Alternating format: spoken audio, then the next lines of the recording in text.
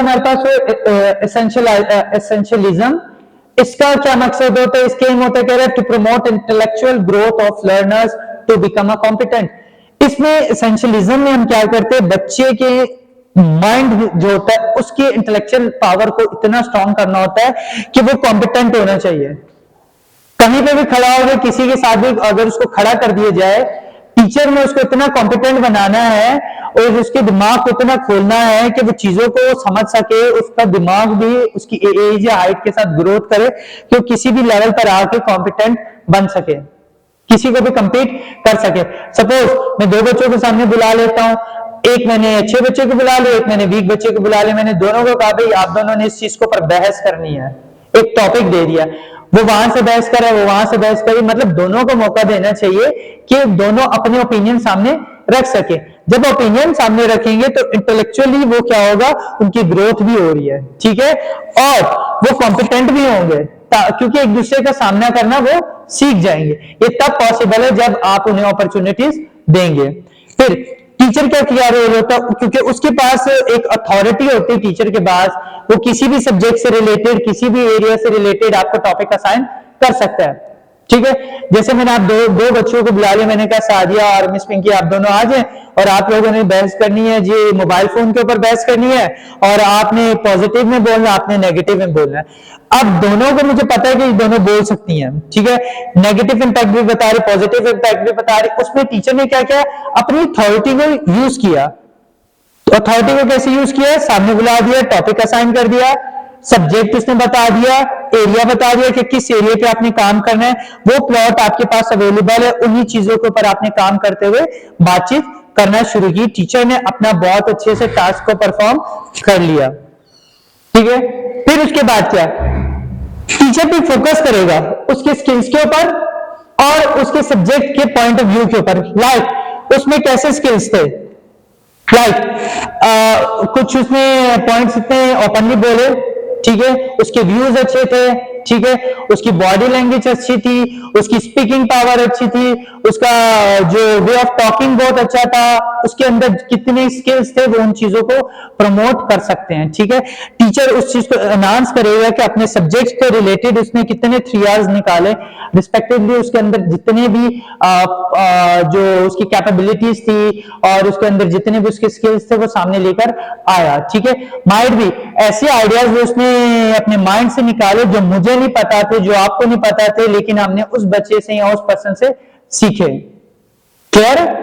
फिर 3 आवर्स हमारे पास, आप बेसिकली कह सकते हैं क्वालिटीज को रिप्रेजेंटेशन के लिए हम यूज करते हैं, ठीक है, कि उसके अंदर कितनी रिस्पॉन्सिबिलिटीज की, कोई जैसे 3 रिस्पॉन्सिबिलिटीज जो उसके अंदर से आप समझ सकते हैं कि वो उसके स्किल्स है।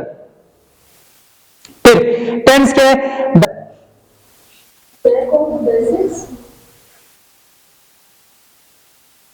बैक ऑफ बेसिक्स मीन्स जब उसने स्टार्ट लिया था, क्योंकि स्टार्ट हमेशा इंसान बेसिक से लेकर वो छोटी छोटी अपनी की पॉइंट्स को रखना शुरू करता है, लेकिन जब वो पीक पर जाता है या पिच उसकी जब ऊपर जाती है तो वो बेसिक चीजों से जो रखी होती है उसी चीजों के ऊपर वो मसलसल अपने आप को जस्टिफिकेशन देने की कोशिश कर रहा होता है, अपने आप को डिफेंड करने की कोशिश कर रहा होता है। बात समझ आई?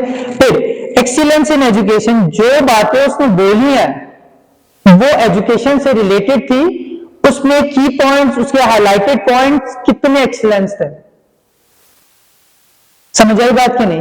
लाइक अब कुछ ऐसी कॉमन चीजें होती हैं, लाइक कुछ ऐसे वर्डिंग्स जो हम नॉर्मली रूटीन में सुनते हैं, लेकिन अगर उसको दूसरे वे में कोई ऑथेंटिक वर्ड लेके बोला जाए तो इससे पता चलता है कि इस बच्चे ने एक वाकई जो ना जैसे सीक्वेंस होता है, एक सीक्वेंस वर्ड है, लेकिन अगर इसका ऑपोजिटली देखें तो हमें और भी अच्छे से इसके मुख्तलिफ वर्ड्स मिल जाएंगे जिनको यूज करके हम अपने वे ऑफ स्पीकिंग को, अपने वे ऑफ कोऑर्डिनेशन को बहुत ज्यादा हाई लेवल पर पहुंचा सकते हैं।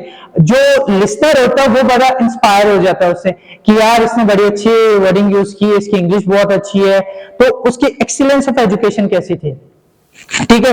कल्चरल लिटरेसी, उसकी कल्चरल लिटरेसी से मुराद उसकी टोन कैसी थी, लाइक इंग्लिश अगर बोल रहा है तो उसकी इंग्लिश में कोई ऐसे पठानी लैंग्वेज का झटका तो नहीं आ रहा था, या बलोची या पंजाबी, या उसके वे ऑफ जो बॉडी स्ट्रक्चर है या वे ऑफ ड्रेसिंग है वो कैसा था।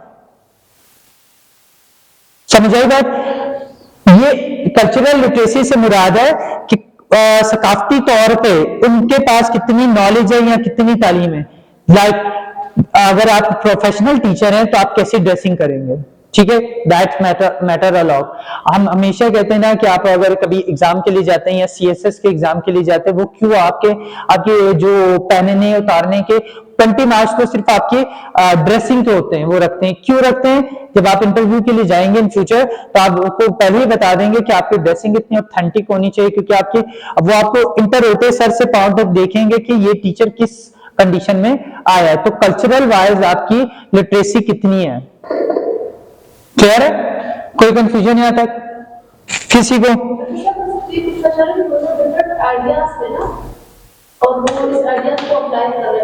जी जी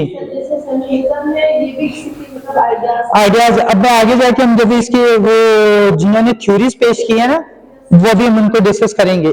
इसी में आगे है वो कि जैसे आइवन पैलोन है, उसने क्या कहा है, फिर उसके बाद और 3 राइटर्स है वो क्या कहते हैं, ये एक दूसरे के खिलाफ क्यों बात कर रहे हैं। तो वो क्रिटिसिज्म जो एक दूसरे के खिलाफ करते हैं वो सारी आगे जाके हम इसको पढ़ेंगे।